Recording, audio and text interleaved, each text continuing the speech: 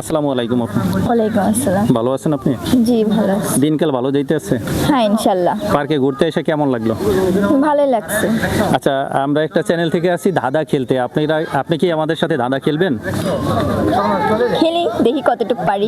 আর ধাঁধা খেলে যদি আপনি উইনার হন, আপনার জন্য আছে একটা পুরস্কার। সে পুরস্কারটা হলো একটা মোবাইল। এই চ্যানেলের পক্ষ থেকে আপনাকে একটা মোবাইল দেওয়া হবে, ঠিক আছে? আচ্ছা, প্রশ্নটি চলে যায়। এটা ধাঁধা, মাইন্ড করবেন না এবং নেগেটিভ নেবেন না। রাত 12টার পরে স্বামী স্ত্রী কে কার উপরে ওঠে আগে?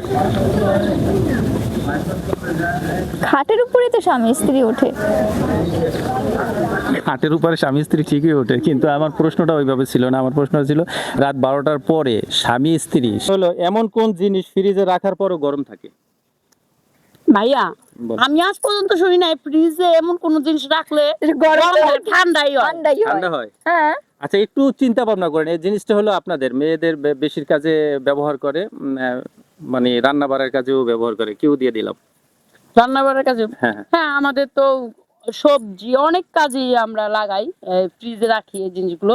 কিন্তু গরম থাকে ভাইয়া, এটা আমি জানতাম না, কিন্তু আমার জানাই নাই। জানা নাই? আপনারও জানা নাই? অডিয়েন্স, এই শব্দটা আপনাদের উপরে ছেড়ে দিলাম। আপনারা জানা থাকলে কমেন্ট বক্সে জানাবেন। কাট।